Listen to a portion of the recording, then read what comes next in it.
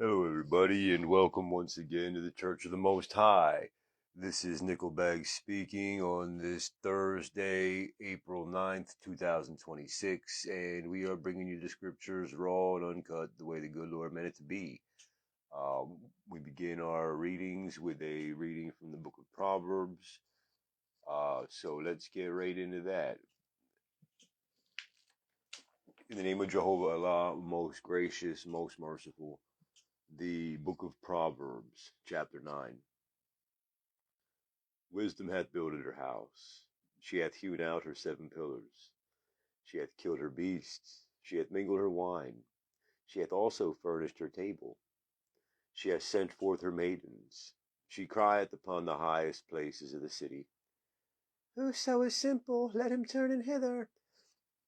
As for him that lacks understanding, she saith to him, Come, eat of my bread, and drink of the wine which I have mingled.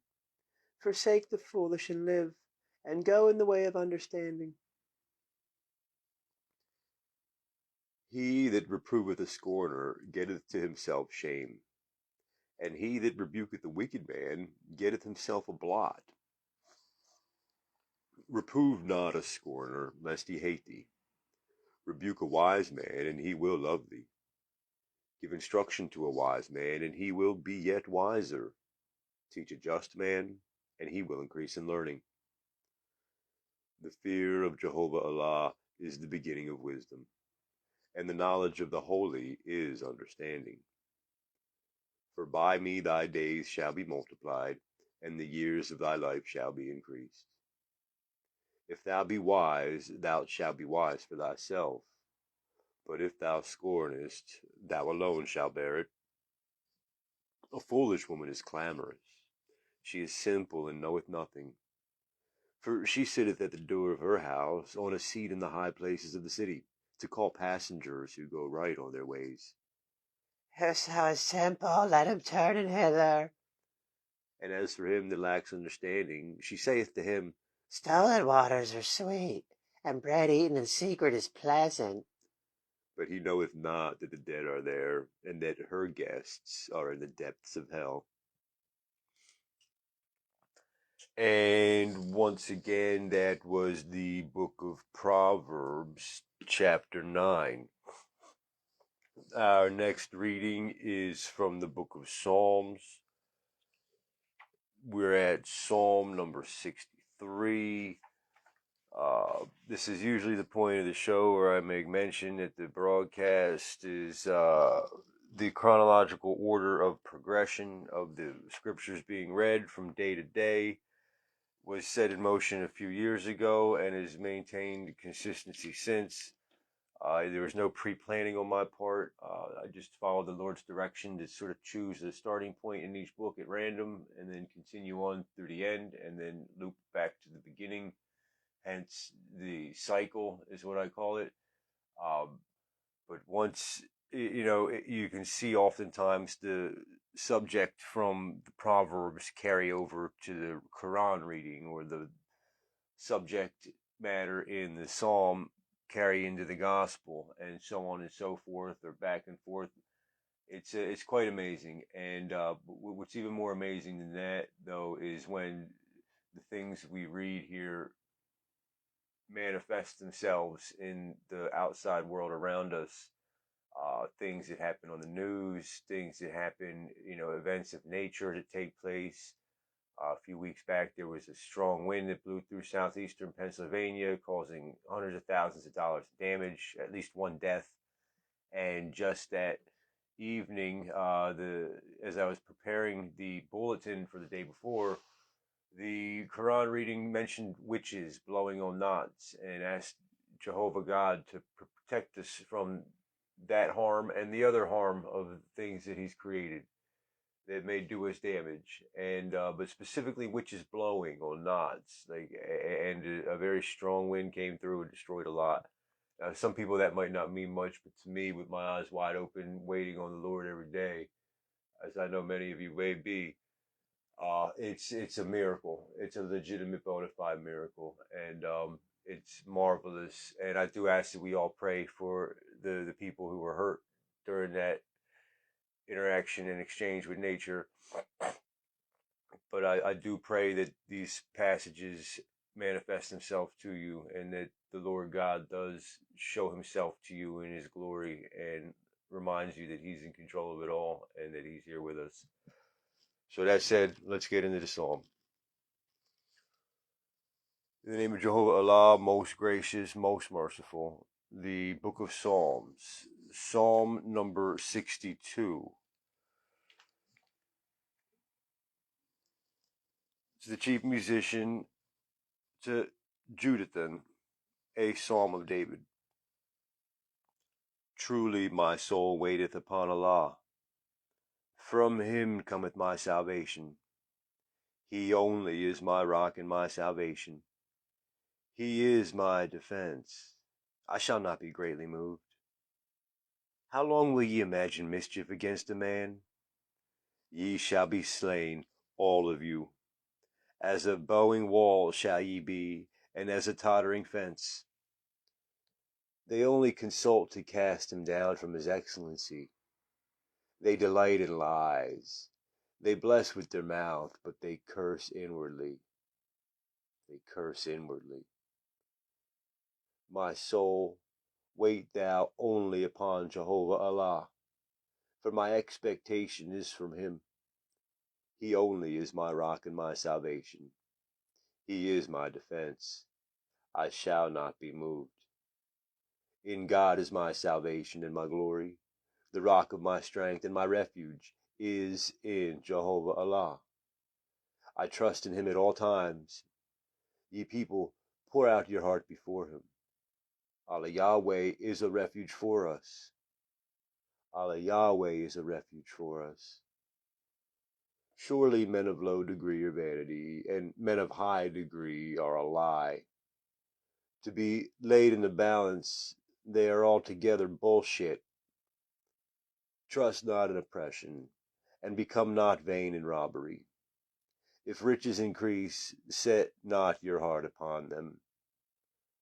God hath spoken once, twice have I heard this, that power belongs to Jehovah Allah. Also unto thee, O Lord, belongeth mercy, for thou renderest to every man according to his work. And once again, that was the book of Psalms, Psalm number 62. As you might have picked out, back in Psalm 62, verse 9, I've said they are altogether bullshit. Surely men of low degree are vanity, and men of high degree are a lie. To be laid in the balance, they are altogether lighter than vanity. Vanity is a term that doesn't really mean like what would be considered today synonymous with narcissism, or people that are full of themselves, or always fixing their hair, or a second little bathroom without a shower or a tub in it. It's talking about the root of the word is when air dissipates, not necessarily smoke, but to put it in perspective, like when you are maybe smoking a cigarette or a cigar, or see a fire, and you see the smoke, and right as the smoke begins to dissipate into the air and it's almost indistinguishable from where there's no smoke, that's vanity. It's when things expand and dissipate and just kind of blend in with each other. Vanity.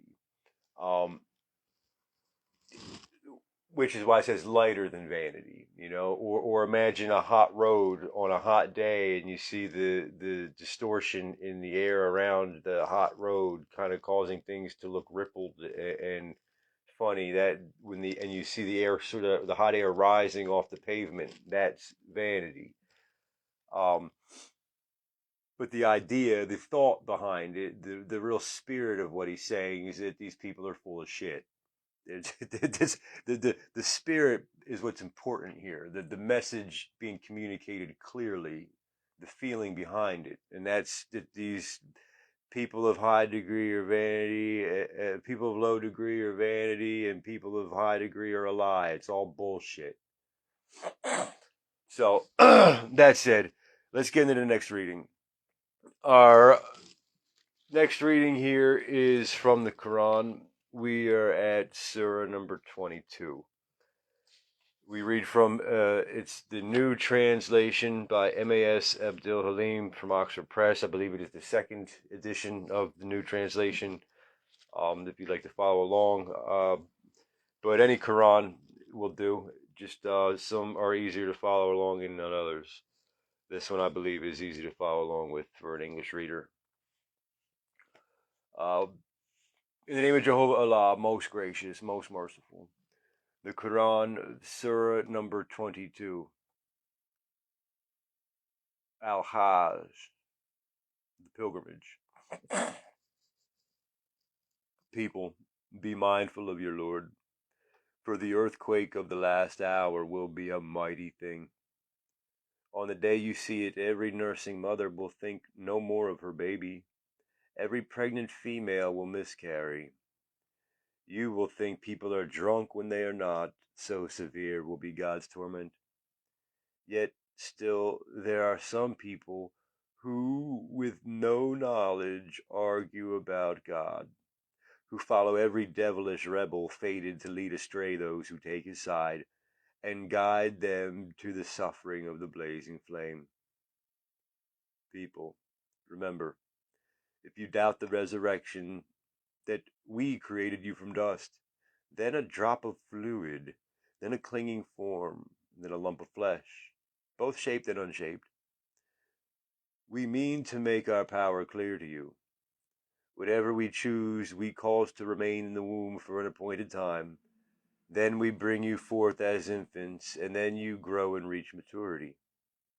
Some die young, and some are left to live on to such an age that they forget all they once knew. You sometimes see the earth lifeless, yet when we send down water, it stirs and swells and produces every kind of joyous growth. This is because God is the truth. He brings the dead back to life. He has power over everything. There is no doubt that the last hour is bound to come, nor that God will raise the dead from their graves. Yet still there are some who, with no knowledge or guidance or any book of enlightenment, argue about Allah, turning scornfully aside, lead others astray from God's path. Disgrace in this world awaits such a person, and on the day of resurrection we shall make him taste the suffering of the fire. It will be said, "This is what you have stored up with your own hands. God is never unjust to his creatures."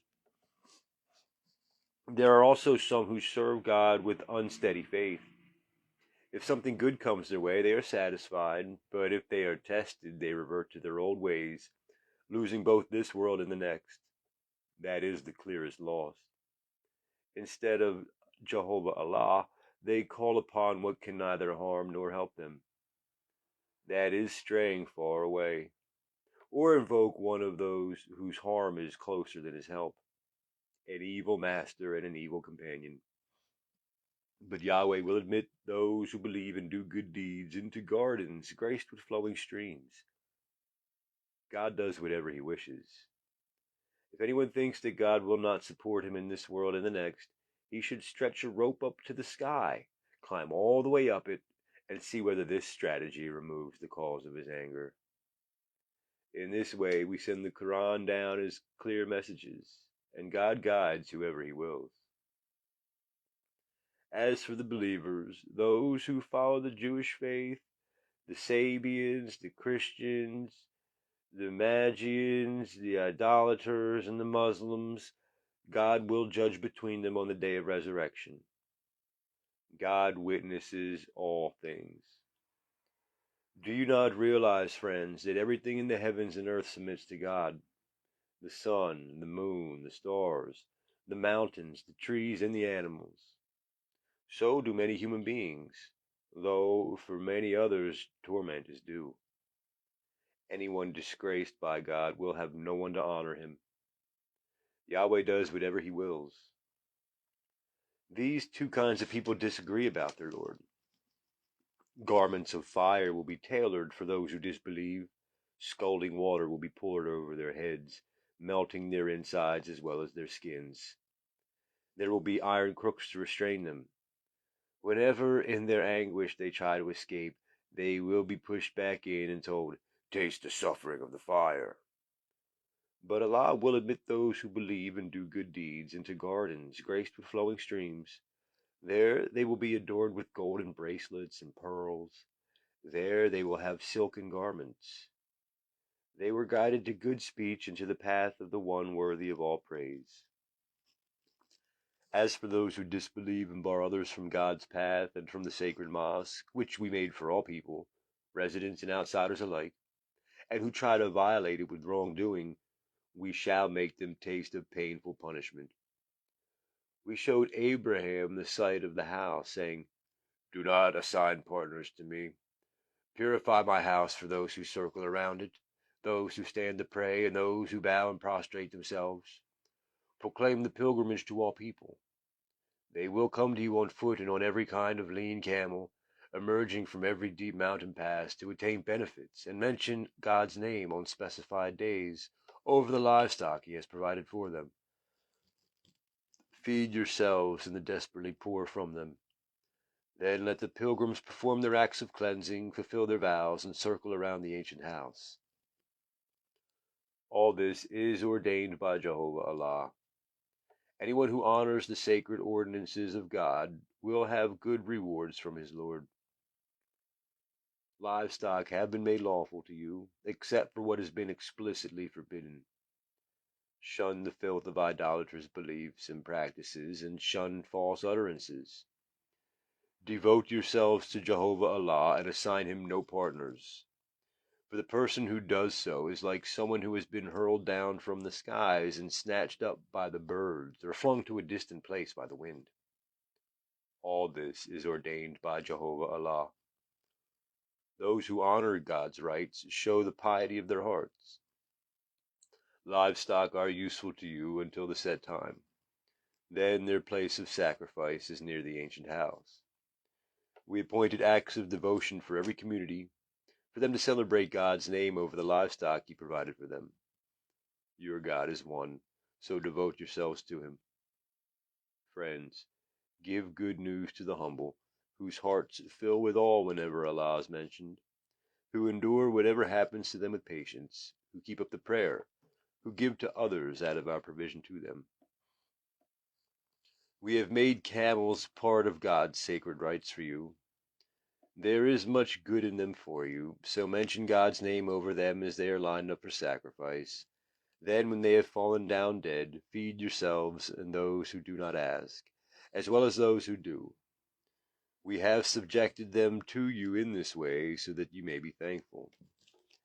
It is neither their meat nor their blood that reaches God, but your piety.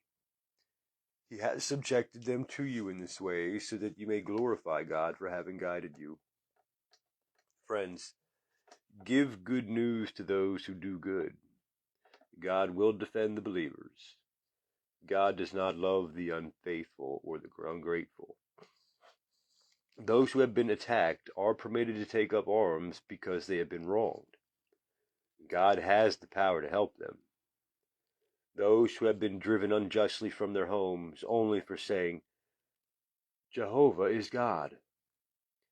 If God did not repel some people by means of others, many monasteries, churches, synagogues, and mosques where God's name is much invoked would have been destroyed.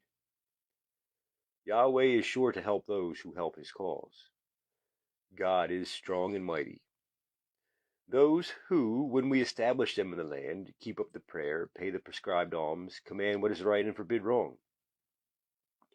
God controls the outcome of all events.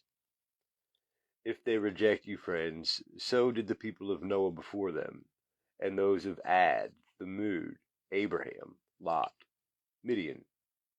Moses too was called a liar. I gave the disbelievers time, but in the end I punished them. How I condemn them! How many towns steeped in wrongdoing we have destroyed and left in total ruin! How many deserted wells! How many deserted wells! How many lofty palaces! Have these people of Mecca not traveled through the land with hearts to understand and ears to hear? It is not people's eyes that are blind, but their hearts within their breasts. They will challenge you, friends, to hasten the punishment. God will not fail in his promise. A day with your Lord is like 1,000 years by your reckoning. To many a town steeped in wrongdoing I gave more time and then struck them down. Everyone returns to me. People, I am sent only to give you clear warning. Those who believe and do good deeds will be forgiven and have a generous reward. But those who strive to oppose our messages and try in vain to defeat us are destined for the blaze. We have never sent any messenger or prophet before you into whose wishes Satan did not insinuate something.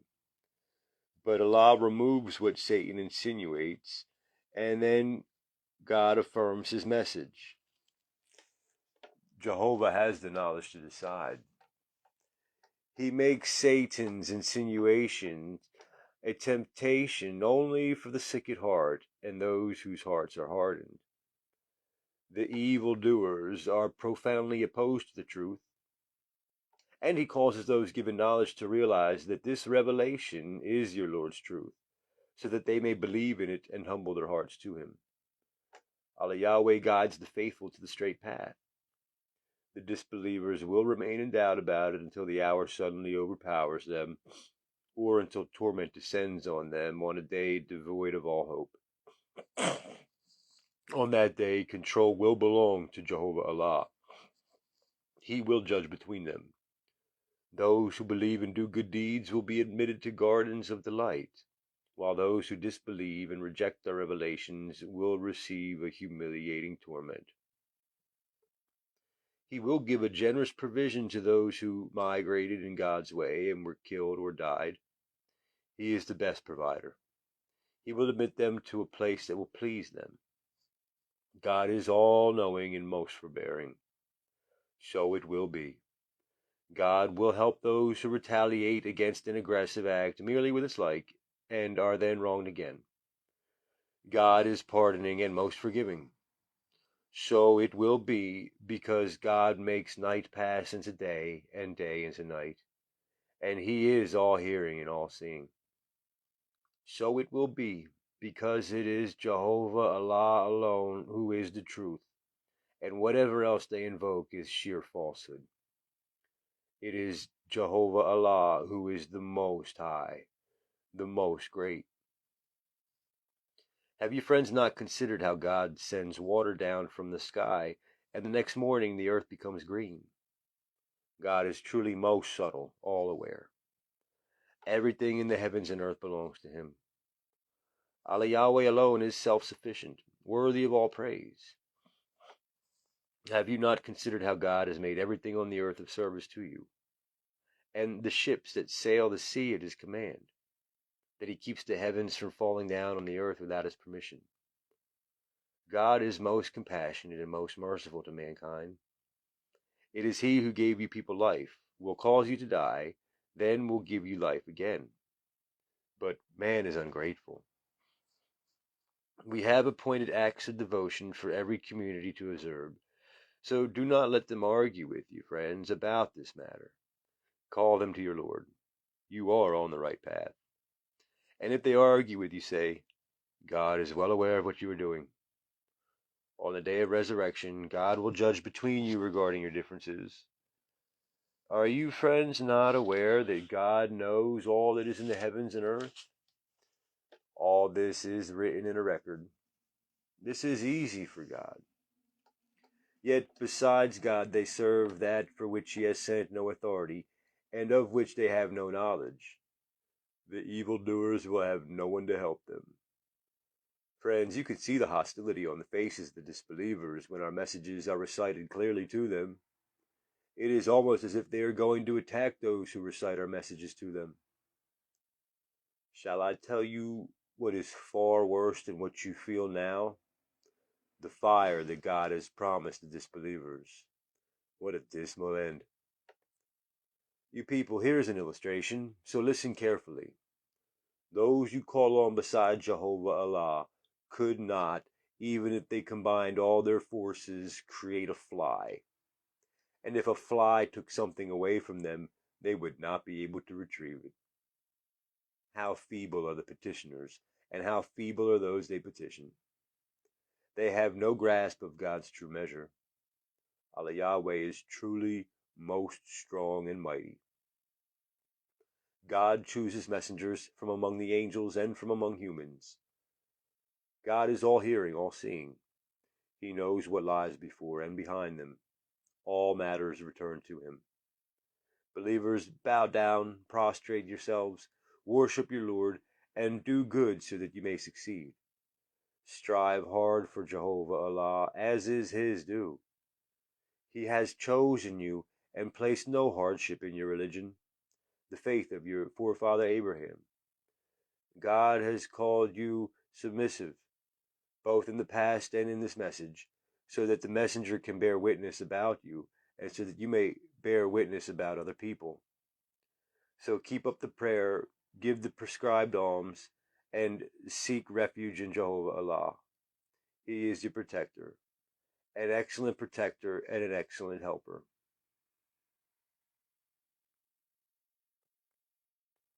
And once again, that is the Quran, Surah number 22, Al-Hajj, the pilgrimage.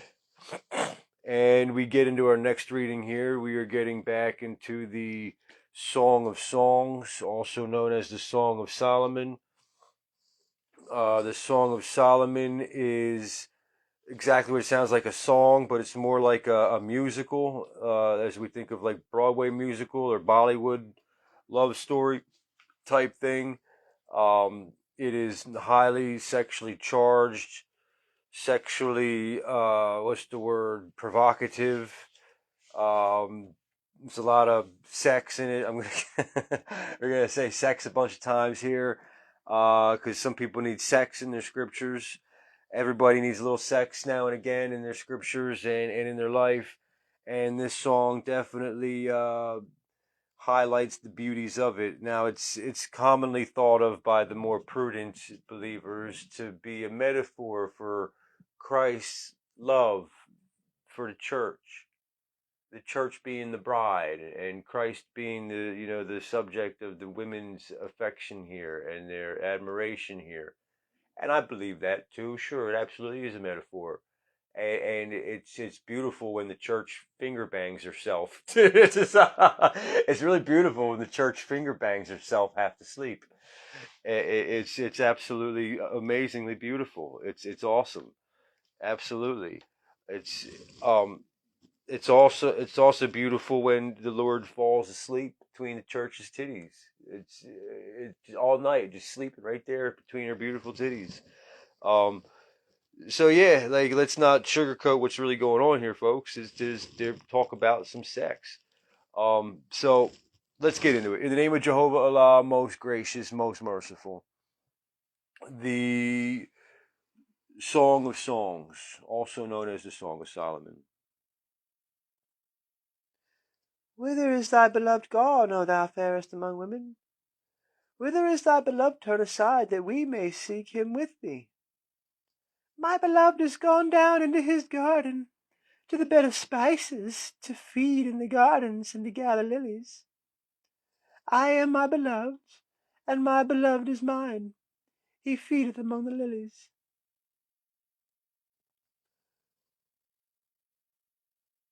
Where are we at here? Thou art beautiful, O my love, as Tisra, comely as Jerusalem, terrible as an army with banners. Turn away thine eyes from me, for they have overcome me. Thy hair is as a flock of goats that appear from Gilead. Thy teeth are as a flock of sheep which go up from the washing, whereof every one beareth twins, and there is not one barren among them. As a piece of pomegranate are thy temples within thy locks. There are 80 queens, and 80 concubines, and virgins without number. My dove, my undefiled, is but one. She is the only one of her mother. She is the choice one of her that bare her. The daughters saw her and blessed her, yea, the queens and the concubines, and they praised her. Who is she that looketh forth as the morning, fair as the moon, clear as the sun, and terrible as an army with banners?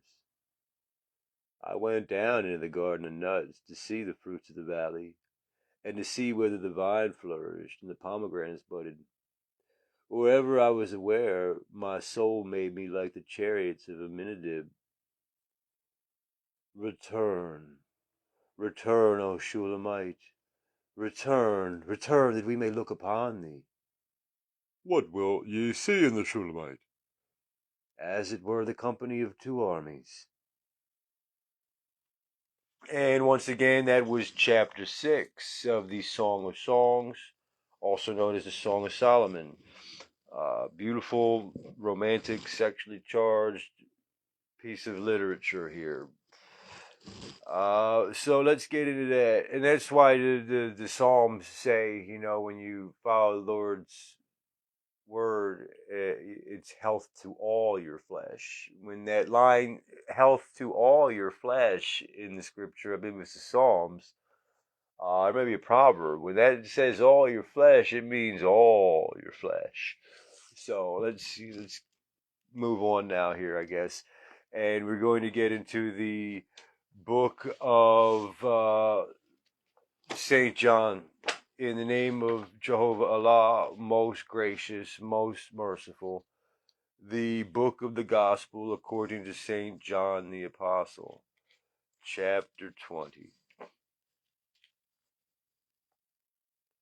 The first day of the week cometh Mary Magdalene early, when it was yet dark, unto the sepulchre, and seeth the stone taken away from the sepulchre. Then she runneth, and cometh to Simon Peter, and to the other disciple whom Jesus loved, and saith unto them, They have taken away the Lord out of the sepulchre, and we know not where they have laid him. Peter therefore went forth, and that other disciple, and came to the sepulchre. So they both ran together, and the other disciple did outrun Peter, and came first to the sepulchre. And he, stooping down and looking in, saw the linen clothes lying, yet went he not in. Then cometh Simon Peter following him, and went into the sepulchre, and seeth the linen clothes lie, and the napkin that was about his head, not lying with the linen clothes, but wrapped together in a place by itself. Then went in also that other disciple, which came first to the sepulchre, and he saw and believed. For as yet they knew not the scripture, that he must rise again from the dead. Then the disciples went away again unto their own home. But Mary stood without at the sepulchre, weeping. And as she wept, she stooped down and looked into the sepulchre, and seeth two angels in white, the one sitting at the head, and the other at the feet, where the body of Jesus had lain. And they say unto her, Woman, why weepest thou? She saith unto them, Because they have taken away my Lord, and I know not where they have laid him. And when she had thus said, she turned herself back, and saw Jesus standing, and knew not that it was Jesus. Jesus saith unto her, Woman, why weepest thou? Whom seekest thou? She, supposing him to be the gardener, saith unto him, Sir, if you have borne him hence, tell me where thou hast laid him, and I will take him away. Jesus saith unto her, Mary. She turned herself, and saith unto him, Rabboni, which is to say, Master. Jesus saith unto her, Touch me not, for I am not yet ascended to my Father. But go to my brethren, and say unto them, I ascend to my Father and your Father, and unto my God and your God. Mary Magdalene came and told the disciples that she had seen the Lord, and that he had spoken these things unto her. Then the same day at evening, being the first day of the week, when the doors were shut where the disciples were assembled for fear of the Jews, came Jesus, and stood in the midst, and saith unto them, Peace be unto you. And when he had so said, he showed unto them his hand and his side. Then were the disciples glad when they saw the Lord. Then said Jesus to them again, Peace be unto you. As my Father hath sent me, even so send I you. And when he had said this, he breathed on them, and saith unto them, Receive ye the Holy Ghost. Whosoever sins ye remit, they are remitted unto them. And whosoever sins ye retain, they are retained. But Thomas, one of the 12, called Didymus, was not with them when Jesus came. The other disciples therefore said unto him, We have seen the Lord. But he said unto them, Except I shall see in his hands the print of the nails, and put my finger into the print of the nails, and thrust my hand into his side, I will not believe. And after 8 days again his disciples were within, and Thomas with them. Then came Jesus, the doors being shut, and stood in the midst, and said, Peace be unto you. Then saith he to Thomas, Reach hither thy finger, and behold my hands, and reach hither thy hand, and thrust it into my side, and be not faithless, but believing. And Thomas answered and said unto him, My Lord and my God. Jesus saith unto him, Thomas, because thou hast seen me, thou hast believed. Blessed are they that have not seen, and yet have believed. And many other signs truly did Jesus in the presence of his disciples, which are not written in this book. But these are written, that ye might believe that Jesus is the Christ, the Son of Allah, and that believing ye might have life through his name. And once again, that was the book of the Gospel according to St. John the Apostle. That concludes the program for today. I want to thank you again and pray for everybody listening that the Lord shows himself to you. It's easy to be Thomas now and again. It's, especially living in a world of AI generated photos and news stories and just bullshit here, bullshit there, compulsive lying, the plague of compulsive lying. It's a fucked up world, and 2,000 years removed from the scriptures, it's hard to know which one's been altered and why, to whose advantage, and it's just hard. Do understand that though the scriptures may have been altered here or there by down the line by people with very evil intentions, the way they are is exactly the way the Lord wants them to be today. Not that necessarily makes everything in there 100% accurate and true to the letter, you know what I mean? But it's exactly what the Lord wants you to read right now. And if you're eager to learn and anxious for wisdom and knowledge, he will tell you where things went wrong. He will advance you in your understanding beyond that.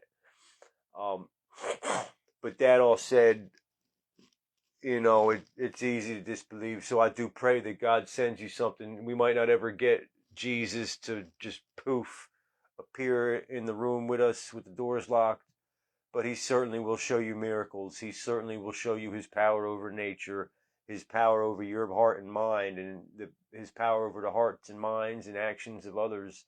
He will certainly show that to you. Just keep your eyes open and wait for it.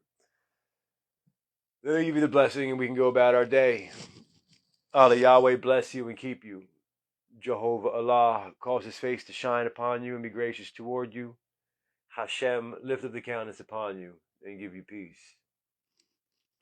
Shalom. Assalamualaikum. God bless you all, friends. Naranjanos. Stay lit.